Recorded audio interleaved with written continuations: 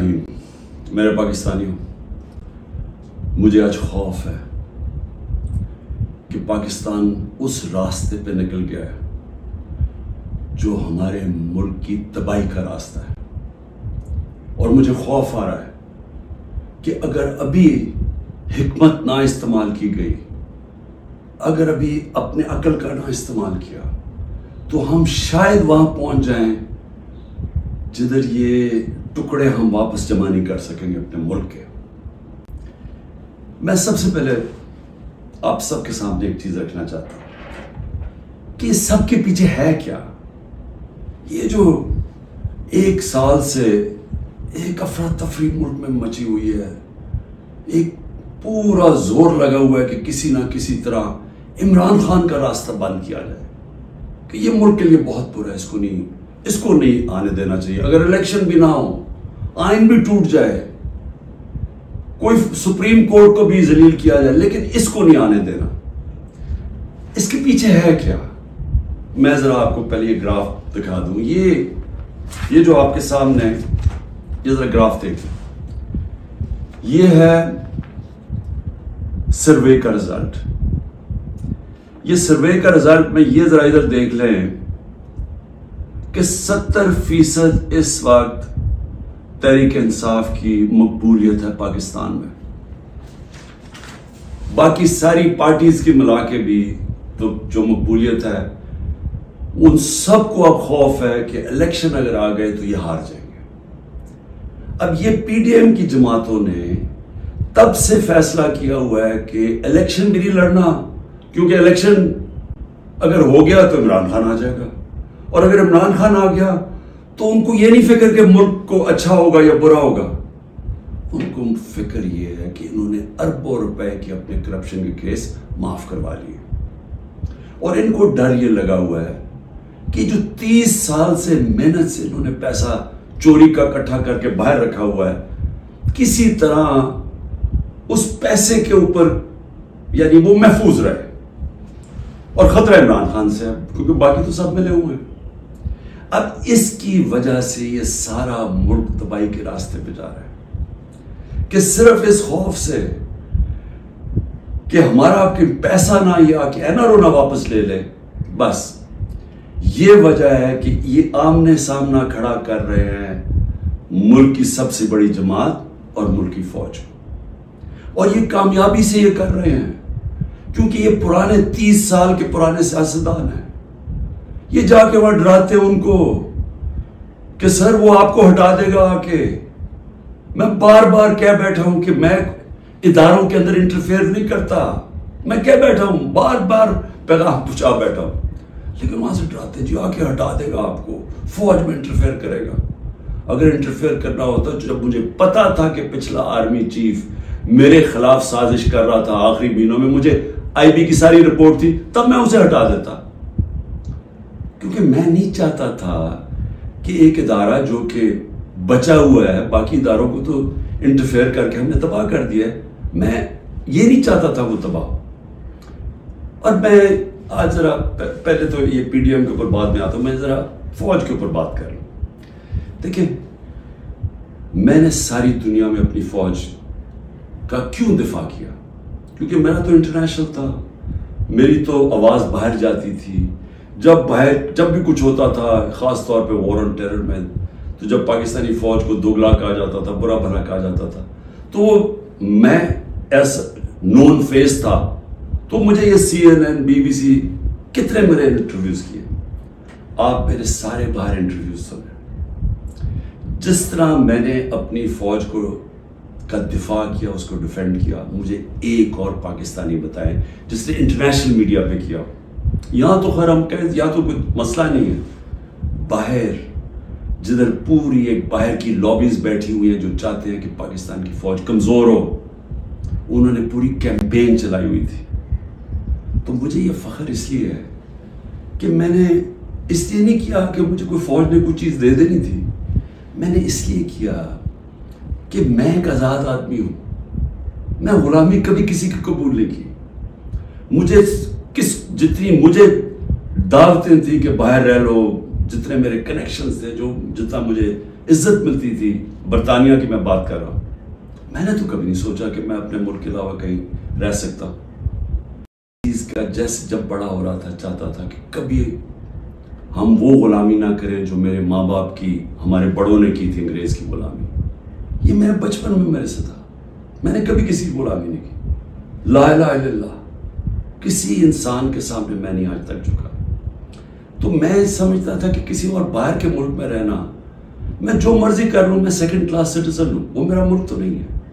मेरा हमेशा यही था कि मैं पाकिस्तान, पॉलिटिक्स में भी आया जिस आदमी को जरूरत ही नहीं थी पॉलिटिक्स, अल्लाह ने सब कुछ दे चुका था। कौन मुझे एक आदमी बताएं जिसको सब कुछ हो, वो अपनी जिंदगी के 22 साल लगाता है किसी चीज पे, कुर्बानियां देता है, यानी अपनी फैमिली की। कौन आदमी करता है? क्योंकि मेरा और कोई घर नहीं था, मैंने कभी नहीं सोचा पाकिस्तान के अलावा कहीं रहना। तो इसलिए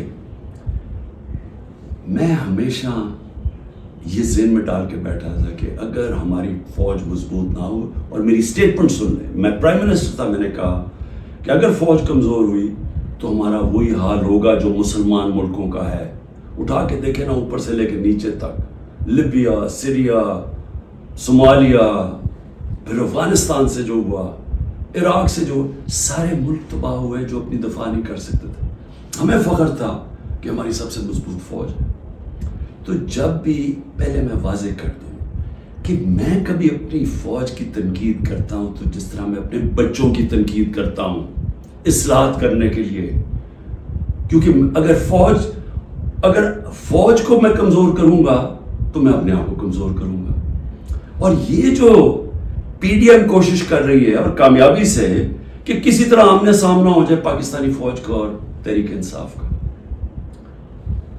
तो कौन अपनी फौज से लड़ना चाहता है? मुझे ये अभी समझ नहीं आ रही। क्यों इसमें जीतेगा कौन? इसमें इन पीडीएम को तो कोई फर्क नहीं पड़ेगा। ये जब मेमो गेट में अमेरिकनों को कह रहा था जरदारी के, जरा मुझे अपनी फौज से बचा लो, उसके पैसे बाहर पड़े हुए हैं।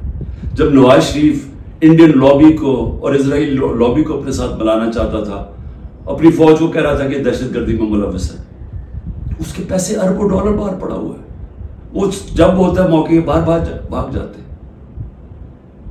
तो मेरा तो कोई बाहर नहीं जाना। तो मैं इसलिए आज ये कहना चाहता हूं कि ये लोग कामयाबी से वो काम कर रहे हैं जो मेरी आंखों के सामने ईस्ट पाकिस्तान में हुआ था। मैंने वो देखा हुआ ईस्ट पाकिस्तान में क्या हुआ था। सबसे बड़ी पार्टी थी, मुजीबुर इलेक्शन जीत गया, फौज ने इलेक्शन करवाया, और साफ और शफाफ तरीन पाकिस्तान की तारीख का इलेक्शन था। किसने तस्लीम नहीं किया?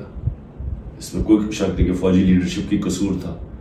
लेकिन वो आदमी जो चाहता था कि मैं प्राइम मिनिस्टर बन जाऊं, उसका बहुत बड़ा हाथ था। वो कहता है मैं मानता हूं मुजीबुर रहमान को, पाकिस्तान ना टूटता। उसने पूरी प्लानिंग की अपनी जात के लिए। उसने पाकिस्तानी फौज को लड़ा दिया सबसे बड़ी पार्टी से, मुल्क टूट गया। आज वही हो रहा है। ये पीडीएम लड़ा रही है जान के। ये जो केसेस बन रहे हैं कि जी मिलिट्री कोर्ट में केस कर दो, आर्मी एक्ट से केस कर दो, कभी आज तक ऐसा हुआ है कि ना आपने कोई तहकीकात की, ना कोई इंडिपेंडेंट इंक्वायरी हुई, ना पता चला कि ये इसके पीछे कौन था, और एकदम जज, जूरी और एक्सिक्यूशन फैसला हो गया कि जी तहरीक इंसाफ दहशतगर्द जमात है, और पकड़ धकड़ शुरू हो गई। 7,500 कारकुनों को पकड़ लिया है, उसमें औरतों को पकड़ लिया है। कभी इस मुल्क में हुआ ही नहीं है। यानी जिस तरह औरतों से बदतमीजी हुई है, ये कब हुआ है यहां इस मुल्क में? और फिर यानी घरों में जाना, रात को सारा घर तोड़ देना, औरतों से धक्के दे रहे हैं औरतों को। शेरिया अफरीदी की बीवी को भी साथ पकड़ के ले गए। फिर एक जगह से छुट्टी है शीरीन मजारी, दूसरी जगह पकड़ लेते हैं। यानी ये क्या हो रहा है? ये तो अपने मुल्क में नफरतें फैलाई जा रही हैं। ये तो जान के ऐसे मुझे लग रहा है कि मैं एक ख्वाब देख रहा हूं, घिनौना ख्वाब, जिसके अंदर एक मुल्क की तबाही देख रहा हूं सामने। कौन सा मुल्क इजाजत देता है अपनी इस तरह की तबाही करने के लिए सिर्फ इन चोरों की खातिर? मैं आज राय पूछना चाहता हूं, मुझे ये बताएं, तहरीक इंसाफ 27 साल से, मुझे एक जगह बताएं कि इमरान खान ने कहा हो कि किसी किस्म का आप कानून तोड़ें, कानून के बाहर चलें, आइन के बाहर चलें। मुझे एक दफा एक स्टेटमेंट मेरी बताएं 27 साल में, मुझे एक मेरे लीडर की स्टेटमेंट बताएं जो मेरे नीचे है, जो मेरी पार्टी के लिए वो कहे कि जनाब तोड़ दो, घराव करो, जला दो। एक जगह बताएं।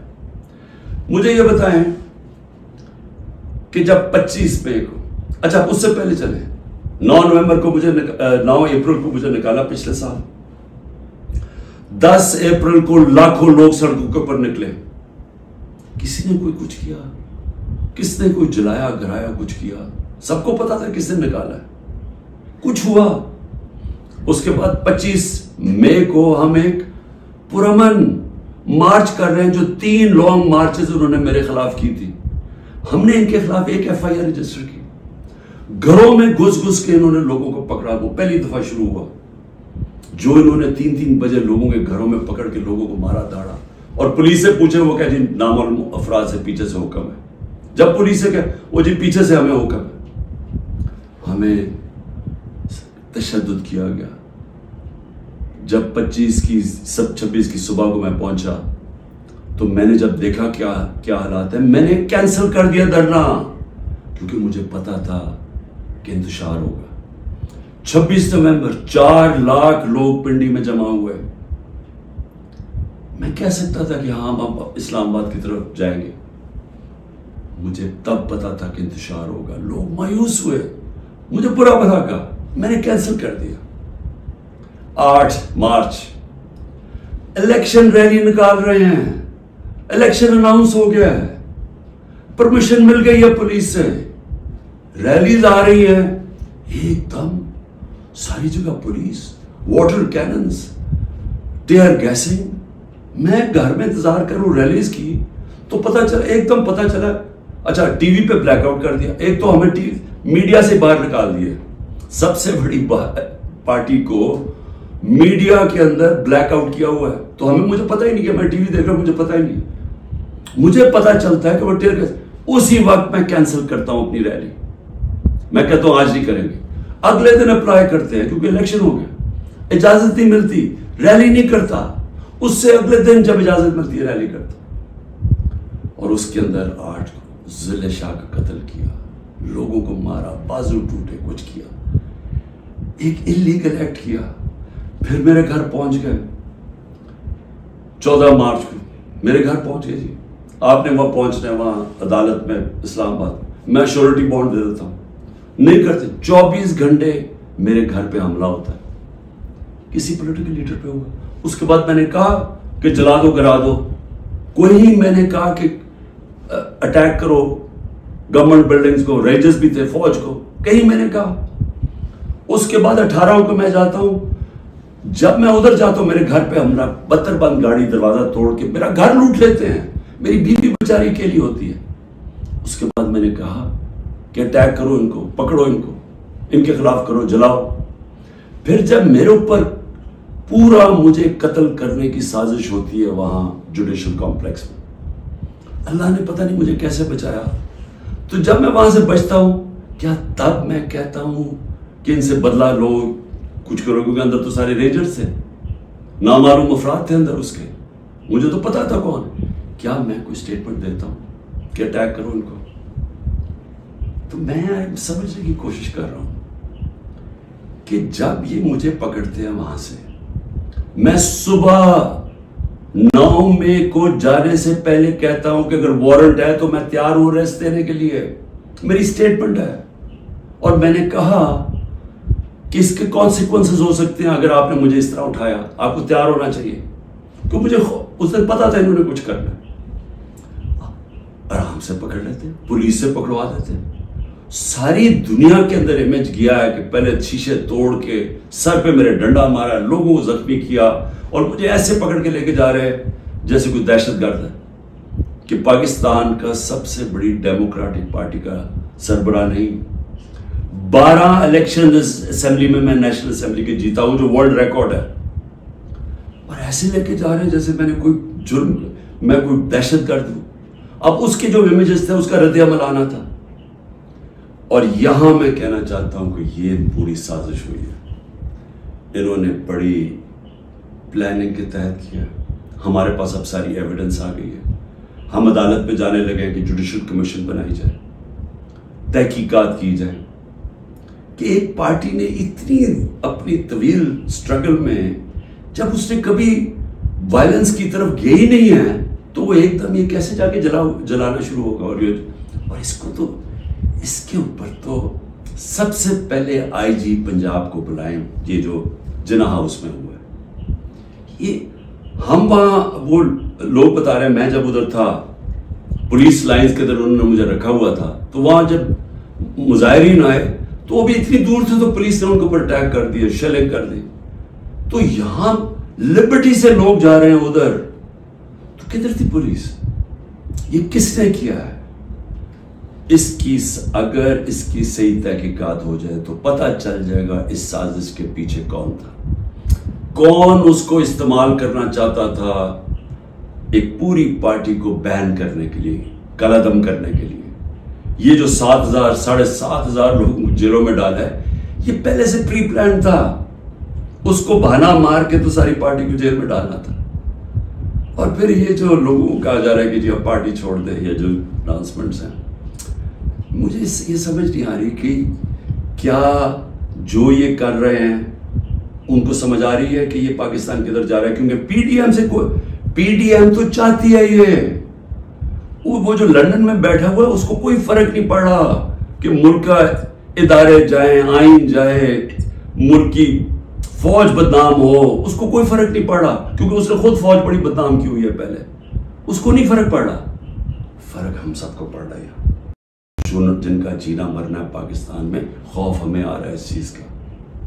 और ये मुझे अफसोस से कहना पड़ता है कि इसके अंदर अगर अभी ये, अगर कोई ये समझ रहा है कि इस स्ट्रैटेजी से कोई एक सबसे बड़ी पार्टी खत्म हो जाएगी, वो पार्टी इसलिए नहीं खत्म हो सकती। जरा फिर से ये देख लें, जिस पार्टी के पास 70% उसकी मकबूलियत हो मुल्क में, आप उसको खत्म नहीं कर सकते। लोग भी छोड़ दें, लोगों को जो भी कहें उनको छुड़वा भी दें कि जी हम नहीं जा रहे, प्रेशर डाल के, उससे पार्टी नहीं खत्म होने लगी। पार्टी का टिकट फिर भी जीतेगा। ये जो रास्ता है, ये तो पाकिस्तान की तबाही है। और सिर्फ ये जो बाकी पीडीएम, ये जो रेलू कटे हैं, जिनका ना वोट बैंक है ना कुछ है, जो मजे ले रहे हैं इक़्तिदार के, ये सिर्फ ये की कोशिश है कि फौज को पाकिस्तान की सबसे बड़ी पार्टी से लड़ाया जाए। ये है साजिश। सो मेरी आपसे रिक्वेस्ट है, मेरे अपने पाकिस्तानियों से, कि देखें, ये वक्त है कि हम सब जागे कि क्या हो रहा है। ये जो खौफ और हरासा फैलाया जा रहा है, इसका सिर्फ एक ही मकसद है कि लोग चुप करके बैठ जाएं। ये जो औरतों से कर रहे हैं, यानी मैं फिर से ये कहना चाहता हूं कि मुझे तो अभी समझ नहीं आ रही कि ये हम कौन सी दुनिया में हैं। हमारे मुल्क, हमारी जो दीन है, हमारी तो रवायतें, चादर और चार दीवारी, मैंने तो कभी ऐसा नहीं देखा। मुझे सिर्फ एक ही चीज समझ आ रही है कि ये कोई खौफ पैदा करना चाह रहे हैं। और मुझे डर ये है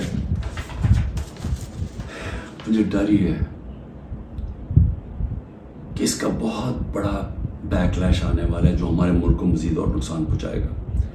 अभी तक कोई जो बात नहीं कर रहा, सरकारी बिल्डिंग्स की बात कर रहा, और मैं जब कहा हमने इंशाल्लाह हाई कोर्ट में जा रहे हैं कि जुडिशल कमीशन फौरी बनाई जाए, क्योंकि हमारे पास अब सबूत आ गए। हर जगह हमें लोग नजर आए जो हमारी पार्टी के नहीं थे, जिनके पास बंदूकें भी थी, पिस्टल भी थे, जो आगे कह रहे थे कि अटैक करो कोर कमांडर हाउस। मियाँ वाली के लोग इतने खुश थे, वो जो हमारा जहाज चौक जैसे कहते थे, वो किससे जलाया? वो तो सारे एक मेरा कारकुन कह रहा है कि जब उनको पता चला उन्होंने रोकने की कोशिश की। कोई नामालूम अफराद थे। इसमें तहकीकात होनी चाहिए, जिस तरह जिन्ना हाउस, रेडियो पाकिस्तान कैसे जल गया? आप देखें, मुजाहरा कहीं और हो रहा है, रेडियो पाकिस्तान उधर जल जाता, उधर तो बंदा ही नहीं कोई होता। और आजकल तो फेस रिकग्निशन हो सकती है नादरा के जरिए, पता चल सकता है कौन है।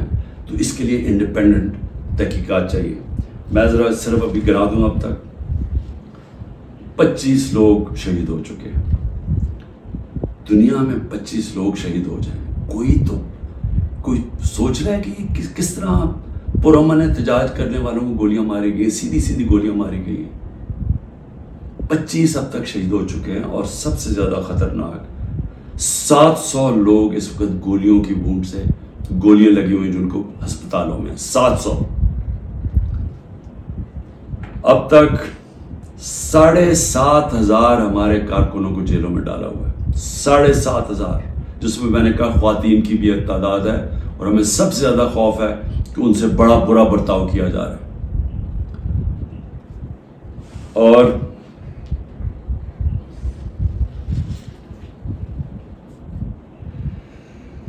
आखिर में